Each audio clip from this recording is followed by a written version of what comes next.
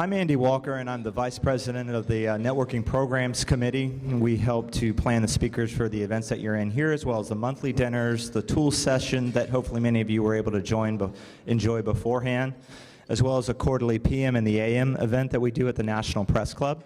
Our next regular monthly dinner is going to be in a couple weeks at the Fairview Park. For those of you that are on the fence as far as registering, I think it should be a great event and encourage you to join. It's my great pleasure tonight to introduce our speaker, Lieutenant Colonel David S. Maurer, U.S. Army retired. Dave Maurer offers a wealth of experience as both a career military officer and senior leader within the private sector. His corporate leadership pedigree includes service as an executive vice president and director for several firms in the Washington, D.C. metro area. Currently, as the program manager of a Department of Labor contract, Dave oversees a global training program designed to assist military members and veterans in the job search process. The program is in all 50 states, 14 countries, 2 U.S. territories, and across 13 time zones, serving nearly 300,000 separate service members at 220 military bases. Whew. It's quite a project, as you can imagine. Dave is a native of Trenton, New Jersey, and earned his bachelor's degree in economics from Seton Hall University. He was commissioned as a second lieutenant in the Army's Adjutant General Corps and served in a wide variety of command and staff positions in the United States and overseas throughout his 22-year military career. He holds a master's degree in management from Central Michigan University. He's a certified PMP and a certified trainer through National Veterans Training Institute. As a professional speaker, and performance consultant and trainer, Dave offers a variety of relevant topics for diverse groups and organizations. He's a member of the National Speakers Association and a co-author of the book on leveraging interpersonal skills in a project management setting. Mark your calendars for September 21st, where Dave will be one of several speakers speaking at a On Fire Leadership Conference. It's a 7 PDU event produced by Synergy Development Training, and if you're interested in getting more information, you can go to www.onfireleaders.com. But without further ado, while you're here this evening for this focus and tonight, Dave's presentation is going to take a unique look back at the Cuban Missile Crisis of 1962. It's unique because the crisis has been examined from many different viewpoints, including national security, diplomatic, strategic, military, and even personal, but not as a developing and unfolding project. So this evening, Dave will attempt to examine it as a project manager. Without further ado, please join me in welcoming Dave Maurer.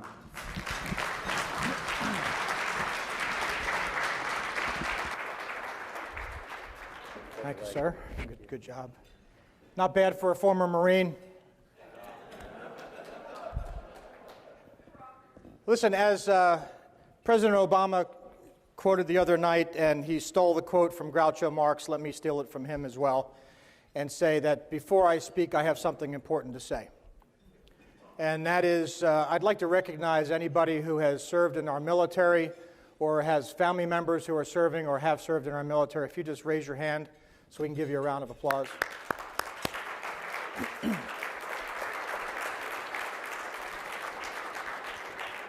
Which is the perfect lead-in for me to recognize this outstandingly handsome fella at my table. If you haven't noticed him, because he looks like I do, so I have to say he's a good-looking guy. My son Dan, Major, U.S. Army, 2-time combat vet, Army lawyer. I can't wait till I retired as a lieutenant colonel. So I've told him, I've told my wife, the day he pins on colonel will be both the best and the worst day of my life. Because then I think I'm going to have to call him sir. So please welcome my son, Dan.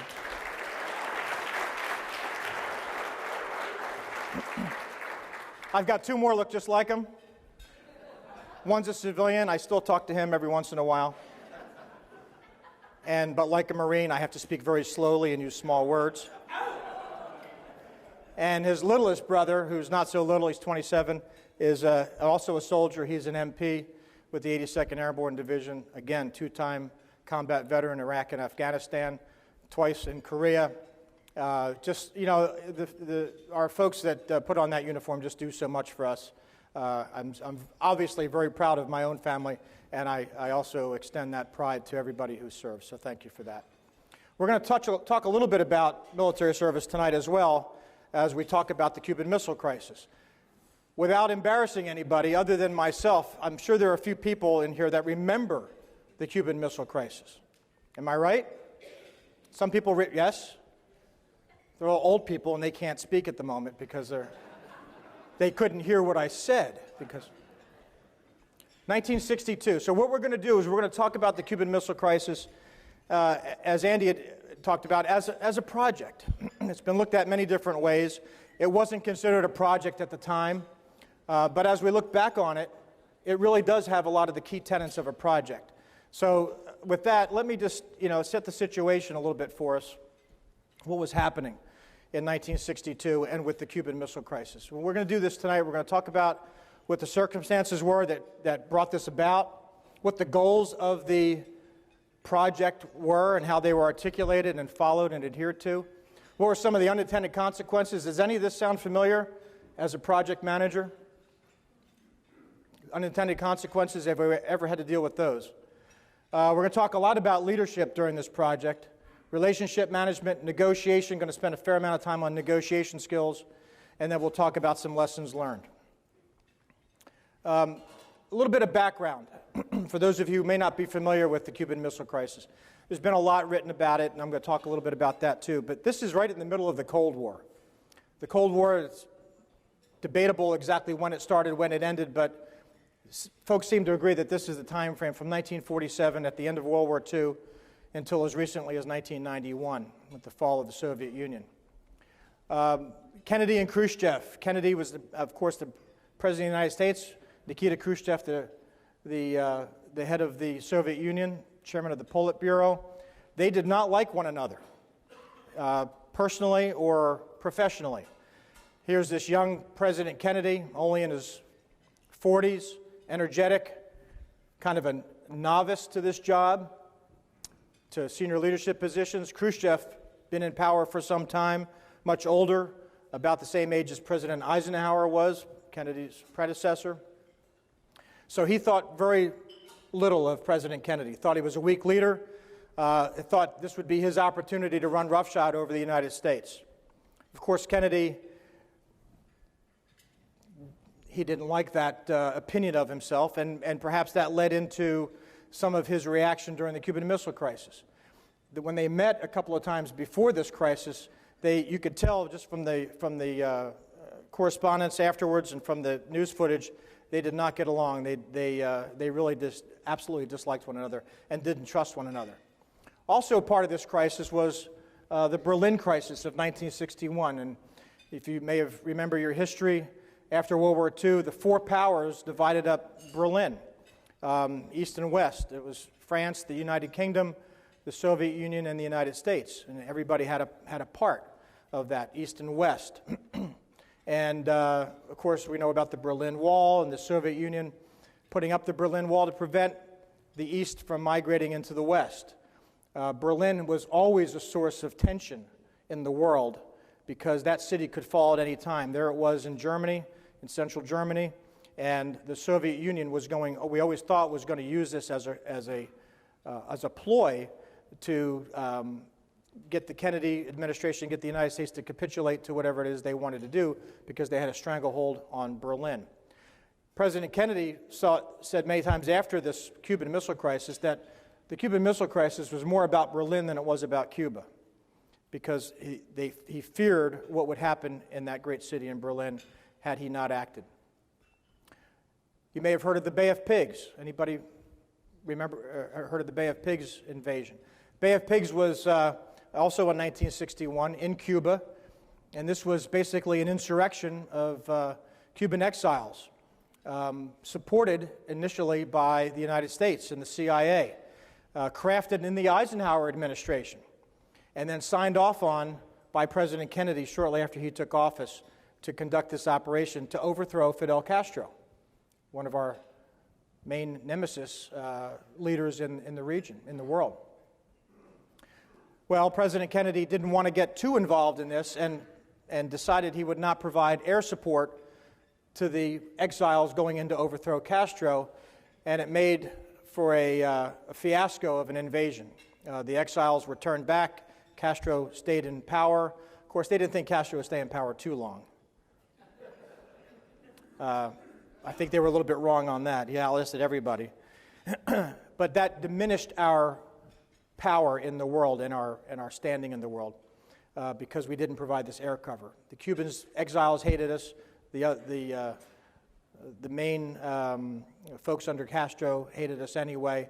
And this all led into opportunities for the Soviet Union to drive a wedge in the United States.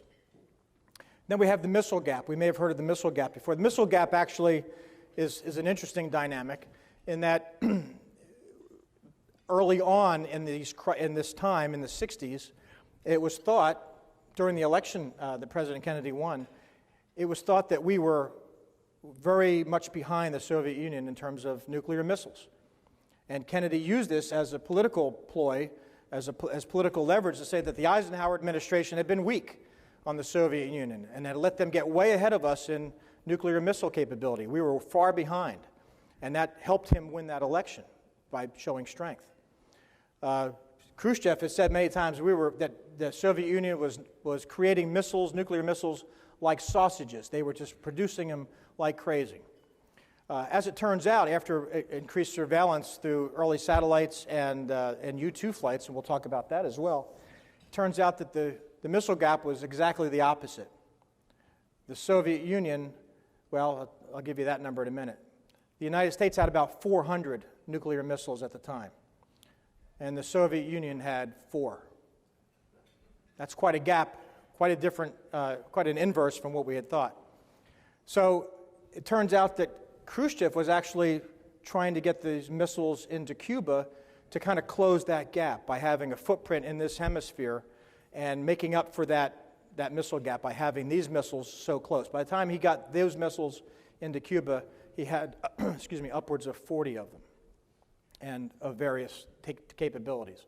So this is what was going on behind the scenes that led to this crisis. You may have heard of the book 13 Days. This was written by Robert Kennedy, the Attorney General under President Kennedy, and his brother. It was published in 1969, interestingly enough, a year after RFK was murdered, assassinated. It's a very good book. It's accurate, but it doesn't contain a lot of information because at the time of the writing, it was still classified. So much of it was still classified. You may have heard about the movie or seen the movie with Kevin Costner, 13 Days. If you haven't, that's your homework assignment. It's an excellent movie. And the movie 13 Days, interestingly, is not based on the book 13 Days. It's based on another book called The Kennedy Tapes, which is a very clear synopsis of everything that happened during the Cuban Missile Crisis in the White House. So there's been a lot written about it, a lot of movies about it, a lot of books. So we're going to take a little different perspective and look at it as a project and see what we can determine here. So here's Cuba. Cuba, has anybody in here been to Cuba? I'm hoping to get to Cuba this year. We do some training down there, and I like cigars. And unfortunately, and I can say that because my wife's not here, and my son, I know, will not tell her this. Will you, Major? Okay. He called me sir. My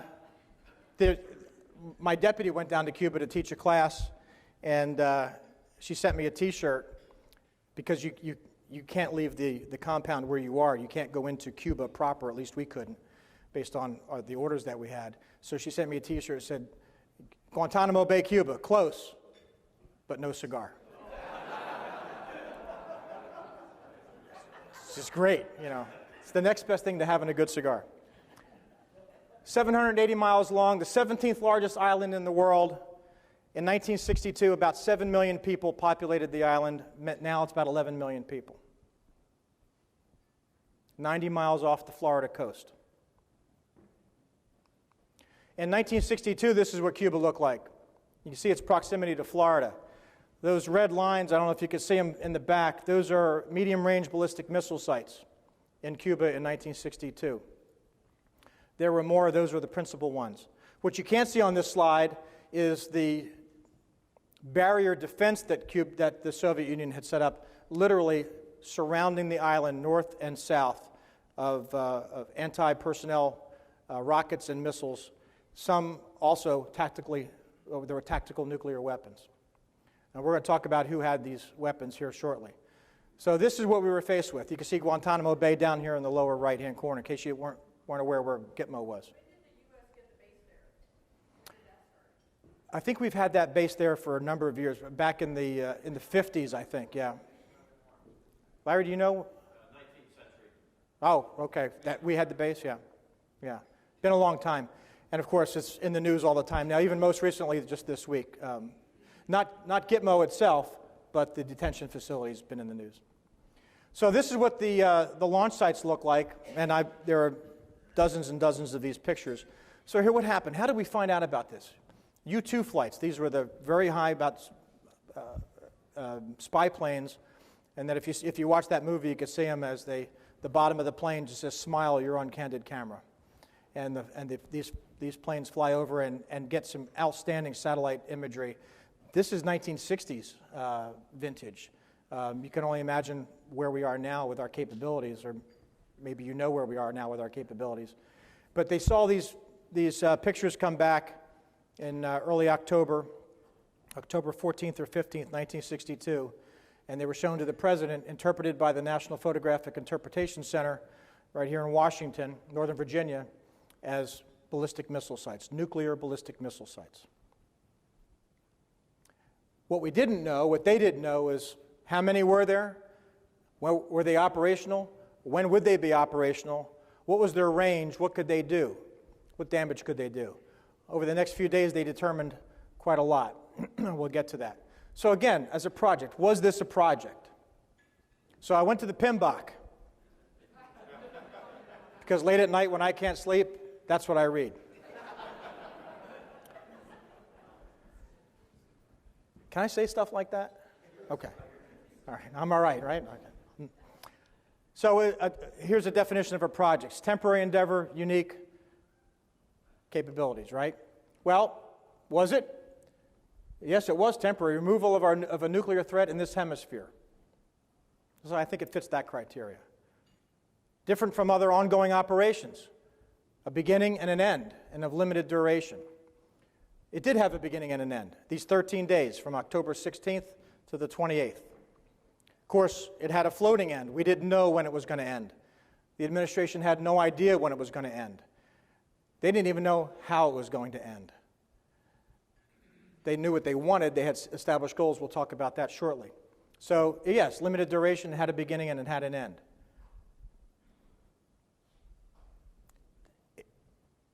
It helps employ the business strategy. Well, we had a national strategy at stake, the defense of our homeland and our allies. So I think it meets that criteria. And lastly, they also involve one or more elements that haven't been done in the past. Well, a lot of the elements of the Cuban Missile Crisis were new and unique and hadn't been done in the past. We conducted a modern blockade. They called it a quarantine. And we'll explain that shortly. A blockade is an act of war, so instead of calling it a blockade of the ships going into Cuba, they called it a quarantine. It's exactly the same thing, but they called it something different.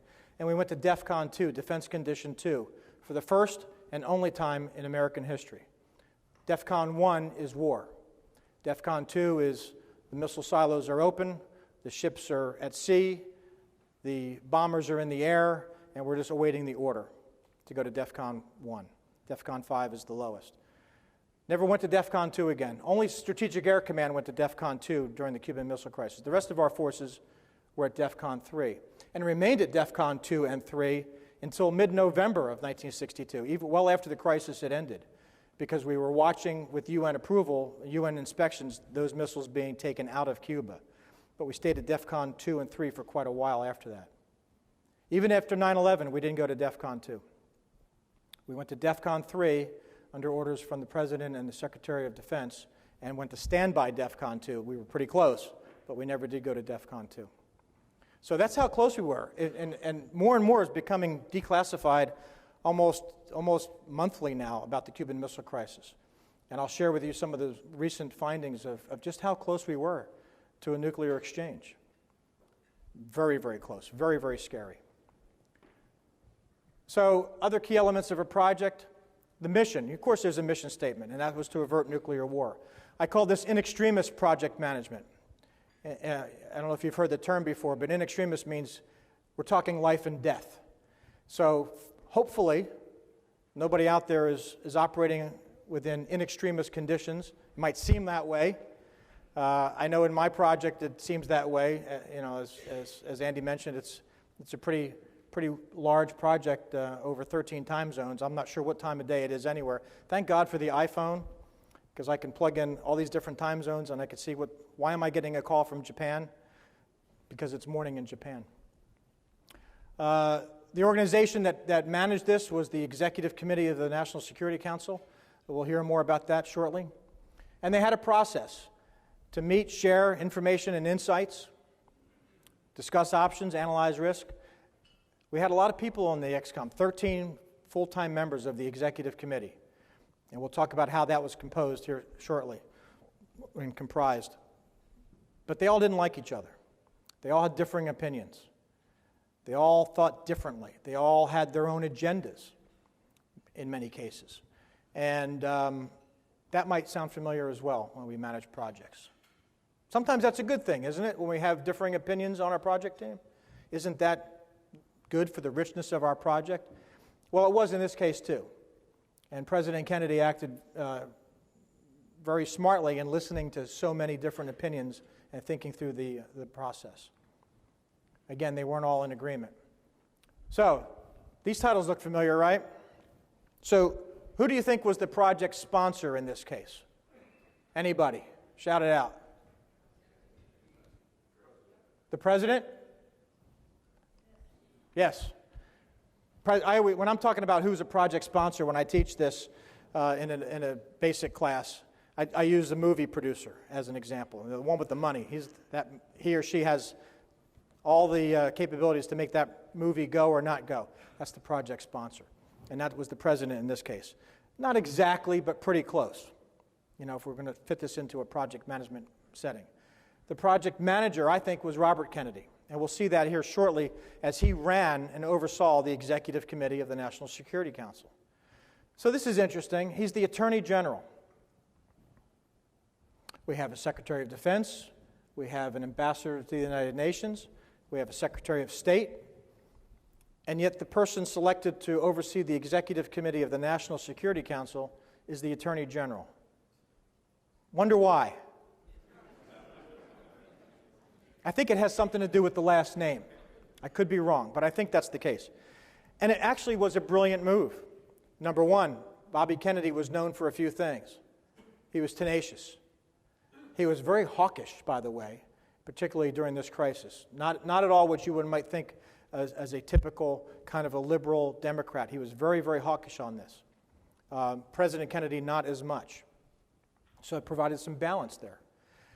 People feared Bobby Kennedy, rightly or wrongly, because he was a tough guy. He was a great negotiator. We'll see how that plays out here shortly. And everybody knew, including the Soviets, knew that when he spoke, who did he speak for? He spoke for the president. You can't get any closer than that. The other politicians in the building, in the room, could have had their own agenda, but Bobby Kennedy's agenda was tied to his brother's agenda. How about the project stakeholders? Who do you think the project stakeholders were during this event?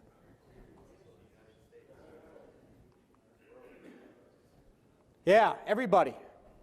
The people of the U.S., the Soviet Union, everybody. Remember, a project stakeholder is someone who's affected by the project. Potentially everybody was affected by this project. Global thermonuclear war. Tough project to manage, don't you think? I always like to think of a project as unfolding. This one almost unraveled, and there's a distinct difference. And when we see how close they came, it's going to be very interesting. This is National Security Action Memorandum 196. And I'm sorry you may not be able to read it in the back. But what it does is it's signed by the president, and I came across this at the National Archives, and you can find it online. And really what this is a project charter. Because it we see who it's directed to, the Vice President, Secretary of State, all the key cabinet members. Here it depicts what the mission is. I hereby establish for the purpose of effective conduct of operations of the executive branch during the current crisis. The committee will meet until further notice at 10 o'clock in the cabinet room daily. Who's going to be part of it? It lists all 13 principal members of the executive committee and assigned by the project sponsor, the President of the United States. Doesn't that look like a charter?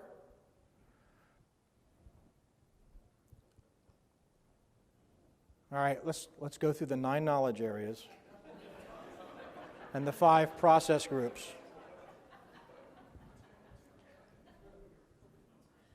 Any questions? Okay. Actually, we are going to go through these. We're going to go through them a little differently. So what was going on with integration here? This is the executive committee of the National Security Council meeting. We're going to see this picture a couple of times. They met mostly at the White House. They met at some other places as well. But this was their strategy session. The beginning, the middle, and all the way through. This is where the integration started. This is where they had to start to figure out what was their play, what was at stake, what were the capabilities, what could they expect from the Soviet Union, what could they expect from our own military forces, from our own citizenry. So project integration began there. What was the scope of the project? Well, I define scope a little differently in this case. Those red circles are the range of the intercontinental ballistic missiles from Cuba. The only place in the United States that they couldn't reach was Seattle. So those people up there drinking coffee, they were safe. They were a little jittery, but they were jittery for another reason. And then Berlin down here in the corner as well. Berlin was part of the scope of this as well. As I mentioned earlier, as President Kennedy in the XCOM demonstrated, if we invade Cuba, the Soviets will invade Berlin. So it had global implications. Was time of the essence? Yes. The President spoke on TV a couple of times. The utmost national urgency. So time was indeed a factor. Cost. The DoD, just the Department of Defense costs for the Cuban Missile Crisis was $183 million in 13 days. Is that a lot? Not today. In today's money, that's $1.4 billion.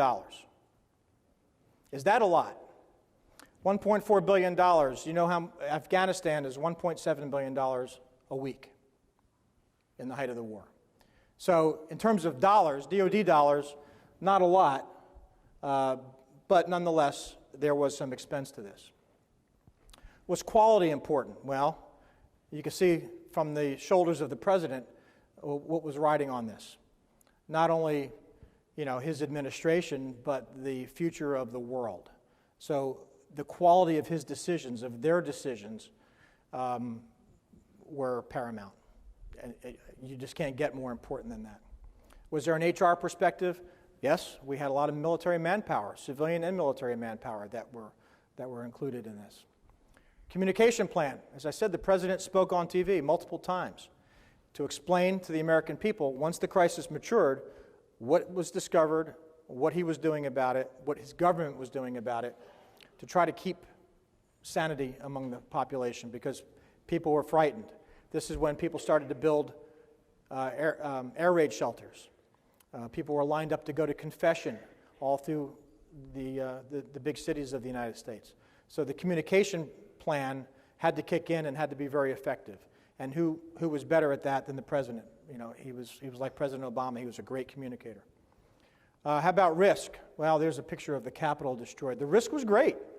If you didn't do this right, there could be a nuclear war. That was the risk analysis. So yes, we had to act properly. And procurement, a lot of manpower, missiles, airplanes were purchased just to fight this nuclear threat. The 5 process groups, quickly.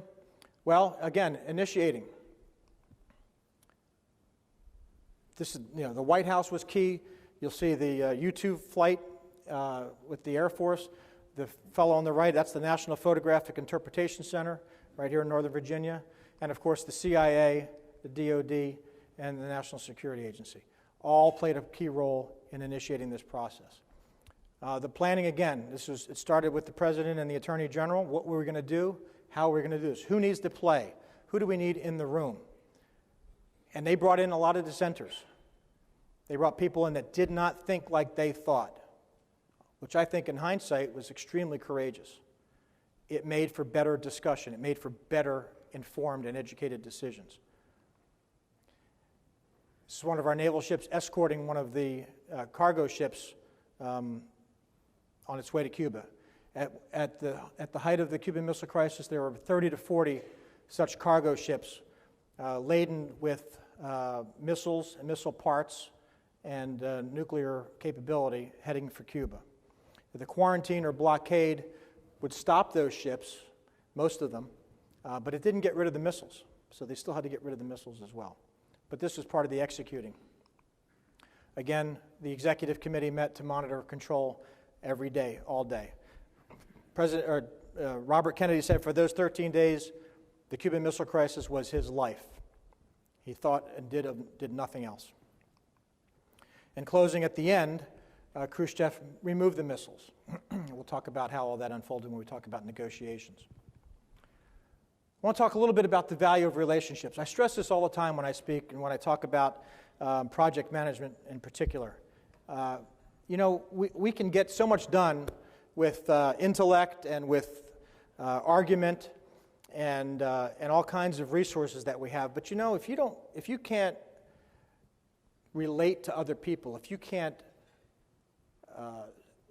speak with your counterpart and have a relationship, you're just not going to be as successful as you might otherwise be.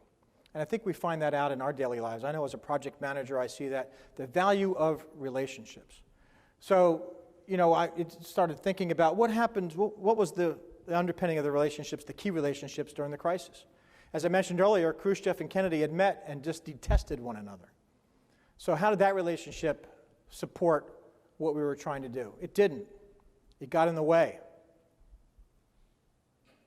Kennedy, would think if he did this, then Khrushchev's going to do that because he thinks he's weak, all because of this poor relationship that they had. Contrast that when you go back, when you go to the 80s and you see Reagan and Gorbachev and the good relationship that they had and how that accelerated the peace process. And then we have Castro and Khrushchev, buddies, at least outwardly. At the end of the crisis, Castro was not such a big fan of Khrushchev because he realized he was just a pawn here. They were just using Cuba for their own purposes, and now they left him without these missiles, without these defensive missiles. But those relationships played into how this crisis unfolded, and there were lessons to be learned. We'll talk about that at the end. So again, we didn't know what the end state was going to be, when it was going to end, how it was going to end. How about in your own projects? Does the definition of success change over time? Is anybody besides me that writes the project plan at the end of the project? Did it. No, I'm just kidding. But what happened here, it happens in many of our projects, and that is things change. We all have a change management plan. We have a system of dealing with these changes, but the target kept moving during the Cuban Missile Crisis. There were a lot of things happening that caused the definition of success to change. I talk about normalization of deviance. Does anybody remember what that means? Have you heard this term before? If you've been in this chapter for a while, you probably have. Astronaut Mike Mullane, you might remember him when he spoke here 4 or 5 years ago, maybe at Christmas time? What a great guy. Great book called Riding Rockets.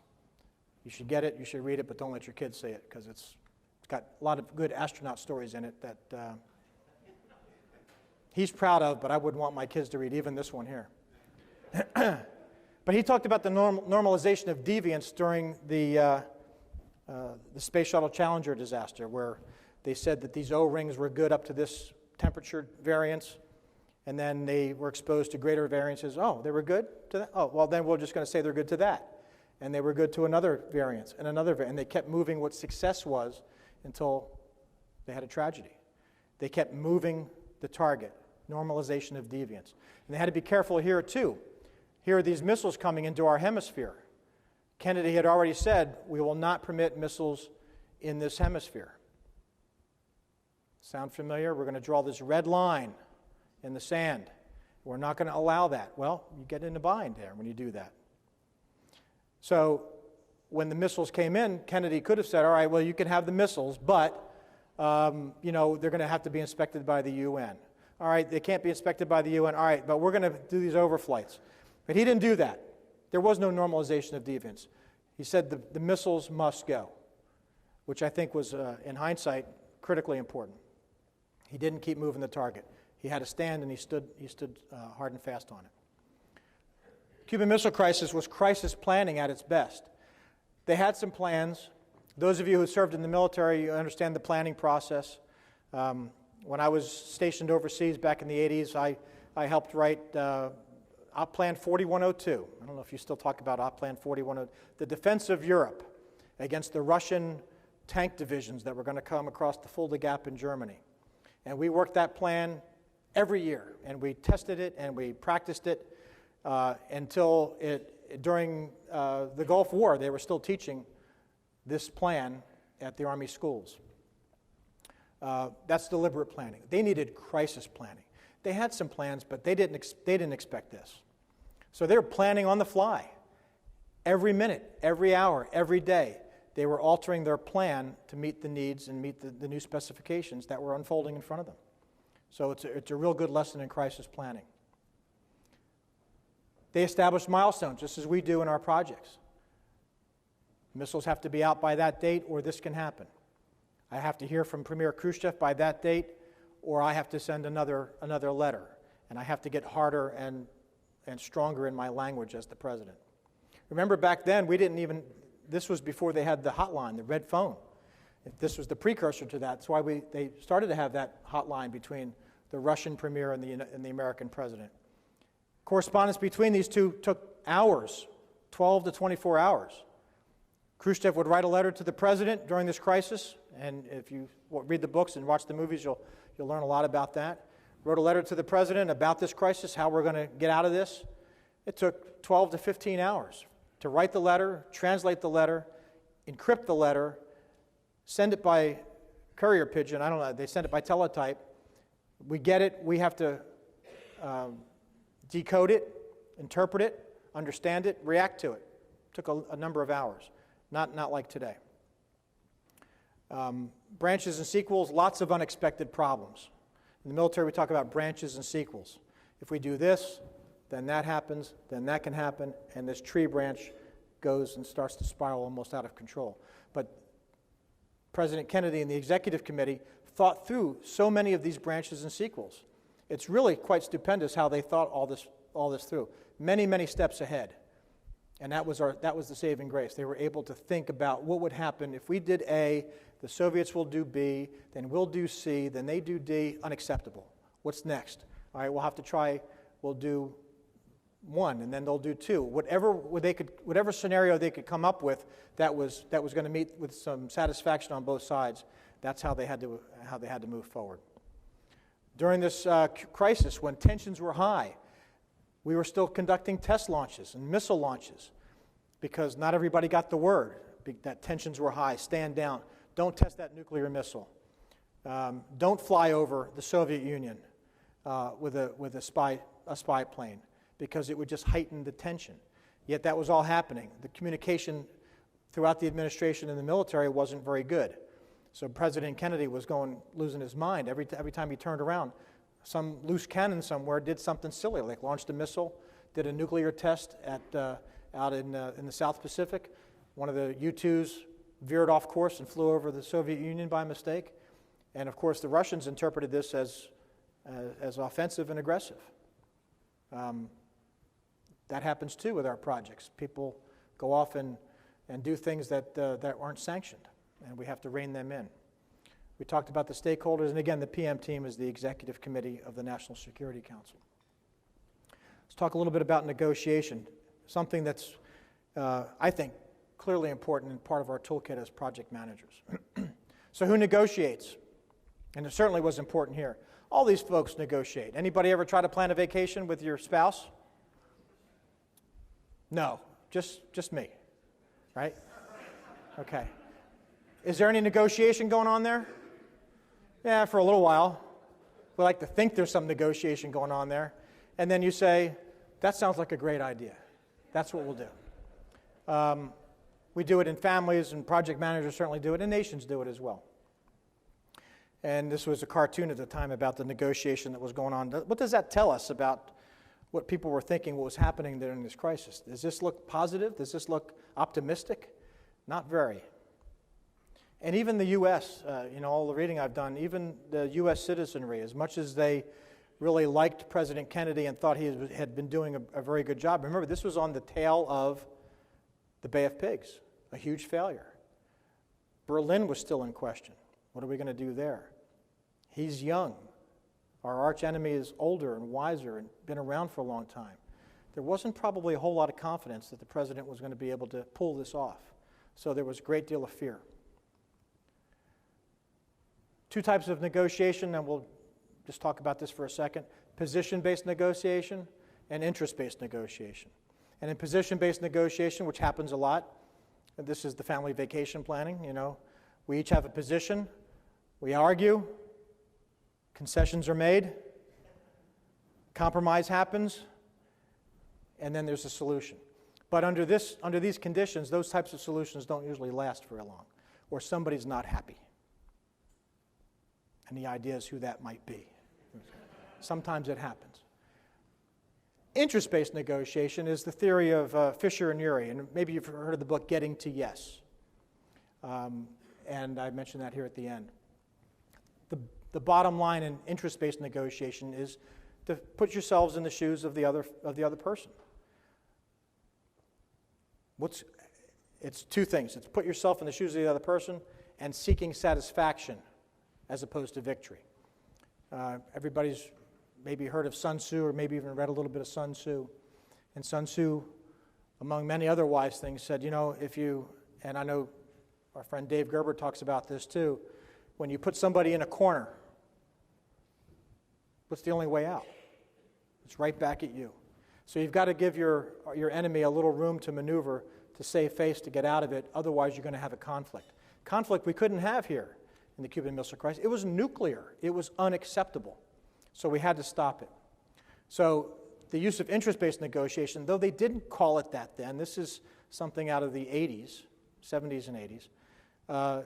In fact, that's what it was. It was President Kennedy and the administration at ExComm trying to get into the head of Premier Khrushchev and his senior staff, his Politburo. What are they trying to prove? What is it that they need as opposed to what is it that they want? So this type of negotiation provides some buy-in and mutual gain, of course, and trade-offs. And I know we did this many times in lots of the projects that I worked on, is what can we trade off? We can't do everything. What do we have to do? What must we do? And how can we sell that to our sponsor? Well, in this case, when you talk about trade-offs, and you might read about this as well or see it in the movie if you follow through on your homework assignment. And that is the missiles that we had in Turkey. We had, I think, about 15 or 20 Jupiter missiles, nuclear missiles, in Turkey, aimed at, guess where? Soviet Union, Moscow. These missiles were obsolete, and they were due to be dismantled and removed about 6 months earlier, but they weren't. Surprise, surprise, bureaucracy got in the way and it didn't happen. So during the negotiations, this came up as a factor by the Soviet Union. Well, Mr. President, you want these missiles that that you say we have in Cuba, because they still didn't admit to it. You have missiles aimed at us in Turkey. We want those missiles taken out. When the president heard that they hadn't already been removed, he was apoplectic. He was not happy. As it turns out, it was a good thing. Remember the hierarchy of needs, right? Not Maslow, but our own hierarchy of needs of, look, if this is important to them, and they're obsolete, remember? So it's not real important to us. So the Soviet negotiator says to Bobby Kennedy, we need those missiles in Turkey taken out. Bobby Kennedy, knowing full well they were obsolete, what do you think he said? No. He said no. Brilliant. He made it hard on them. He made it hard for them to get it easily. He said, no, you can't have that. We're not going to capitulate at the point of a gun. And then the ambassador starts to leave, as you'd see in the movie, and he says, well, then we're going to have war. And as he gets up to leave, picks up his briefcase, at least in this interpretation, Bobby Kennedy then says, however, as he would say, it was my best Bobby Kennedy. Come on, I've worked on it all week. He said, however, and then he sits back down again. He said, those missiles are obsolete. He showed his hand. We're going to take those missiles out, but we'll do it in 6 months. And you can't say it was because of this. We can't have them. There's no quid pro quo here. They're separate. We'll take them out. He says, really? You'll take them out? I can tell that to the chairman. You can tell it to the chairman and anybody you want to in the Soviet Union. Whatever you need to do to make it happen, the Chairman Khrushchev can save face. Those missiles will come out. Did we care? No. Did the Soviet Union get some satisfaction there? Yeah, a little bit. So did we. So again, the bottom line is position negotiation ends discussion. It's either this, black or white, while interest-based negotiation starts discussion. So in this case, Nikita Khrushchev, I want the missiles to stay in Cuba. Kennedy, I want the missiles to leave Cuba. Those are the wants. What are the underlying needs? Khrushchev, I got to show strength in the region and outgun a weak president. And Kennedy says, I need to lead the free world in peace and still demonstrate strength. So when they're looking at each other's needs, this became important. And again, when you negotiate out of positions of needs, or based on needs rather than positions, you have a 90% chance of success versus a 10% chance of success. So we're told. So where do these really tough negotiations take place? Anybody remember where they took place? This is Bobby Kennedy and Dobrynin, who was the ambassador. But more importantly, it was a guy named John Scali, who was an ABC News correspondent, who was a friend of Bobby Kennedy's and a friend of Kenny O'Donnell, who worked for Kennedy, and a guy named Alexander Froman, who was the Soviet Union top spy here in the United States. He was the counsel to the Soviet ambassador. He knew socially this guy, John Scali. And he also was a friend, Froman was a friend of Khrushchev. So he brought a negotiation, he brought a solution to his friend. And they met over the course of several days in Washington. Anybody recognize either of these places? The first meeting was at the Occidental restaurant, right around the corner from the White House, in the restaurant. And they tell the story, they got each other's meals. They didn't even realize they got each other's meals. They were so deep in this conversation. And they were friends.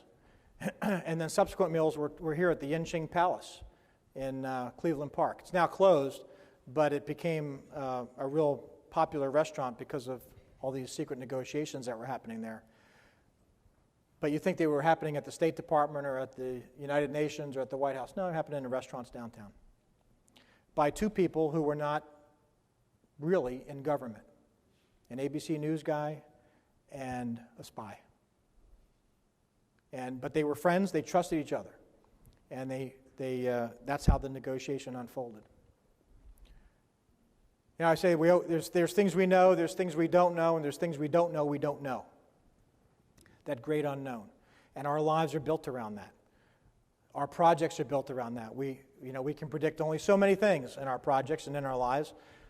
Most of us operate in what we don't know.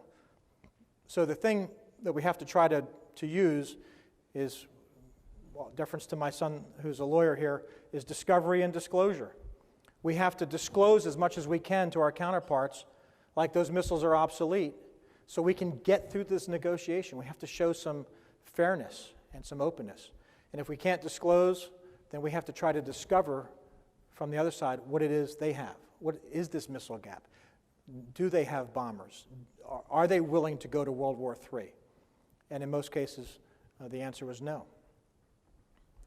So did each side achieve satisfaction? I won't read all of that, but I will tell you this one section here. What we found out subsequently only, I think, Larry, correct me if I'm wrong, but I think it was probably in the 90s, that Nuclear Release Authority was not with Khrushchev It was not with Castro. It was not with the Soviet general. It was at the lieutenant colonel level in the Soviet Army, the commander level in the Soviet Navy.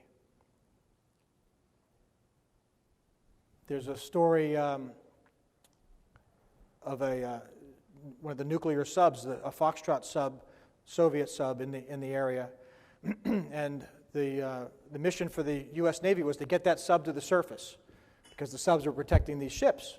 Get that sub to surface. And back in those days, this sub needed to get air. They couldn't breathe anymore. They had to surface. They needed to get air.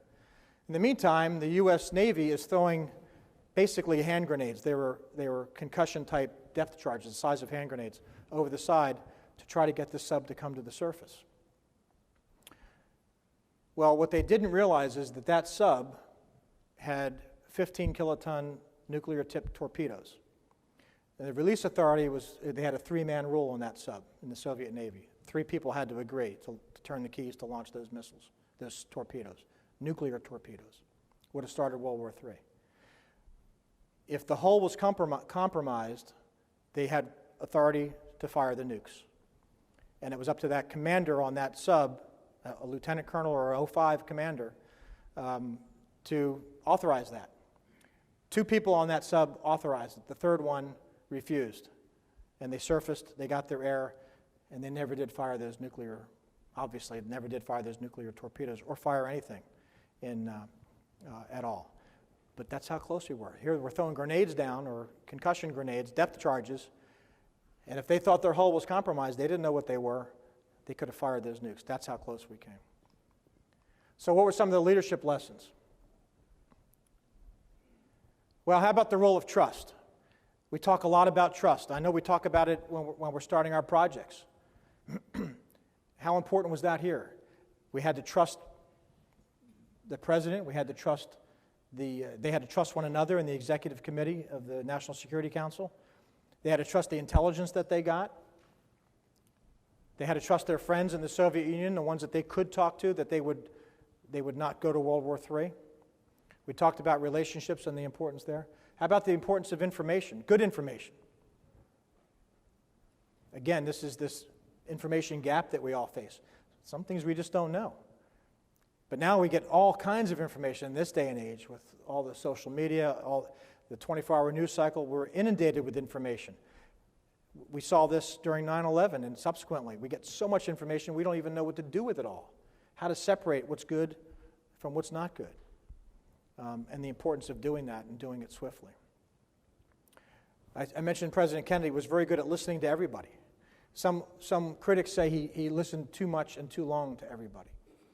I don't think that. I think that there was great value in him listening to the dissenters, taking everybody's expertise into account before he made a decision. There were no snap decisions made. They planned. We spend most of our time planning, right, whenever we're doing anything. They planned this every day, all these different scenarios. They war-gamed everything. They really knew what they would do if, and I give them a lot of credit for that. They communicated. You saw the president was on TV a lot. There were newspapers. He did press conferences, and he spoke to the American people. And he spoke to Khrushchev. They spoke back and forth. They spoke in the language of diplomacy. And it worked. They gave each other a chance. And again, the importance of thoughtful leadership, which I think we saw a lot of evidence of that. So, are there any, I don't know if I've gone over or not, are there any questions? First of all, I'm not an expert on the Cuban Missile Crisis. I think I've proven that. But it's an interesting topic. And when you look at it back as a project versus the strategy, the military, and the personal, I think there are some lessons that we can take from that to use in our own lives and our own projects. Are there any questions at all? I provided all the answers in less than 60 minutes. That's excellent. Yes? First of all, thank you for an excellent presentation. In terms of the project management perspective, or the project team perspective, discussed what the U.S. side was. What would you see as a parallel to the Soviet side in project scenario? So the question was, we talked about the project management team aspect in the U.S. was there a parallel on the Soviet side? It's hard to say. I would say, if I had to answer that yes or no, yes, there was a similar organization called the Politburo, the political bureau in the Soviet Union, headed by Khrushchev. How they were task organized for that, I don't know, and I haven't read anything about that stipulated exactly what they did. Over there, Khrushchev led with an iron fist. So I suspect it wasn't quite as deliberative and give and take as the executive committee was here. However, there are some who say that Khrushchev didn't want war. He just did this because he wanted to make a point. And then over time, he became more hard line. And that was perhaps because he was convinced by these other kind of hawkish people in the Soviet government that he was projecting weakness. So he changed over time. So I would say that he was probably influenced by those people around him. But whether they had the same kind of approach to the project, I'd say probably not. Yeah. Anybody else? Okay, well, thank you very much for your time.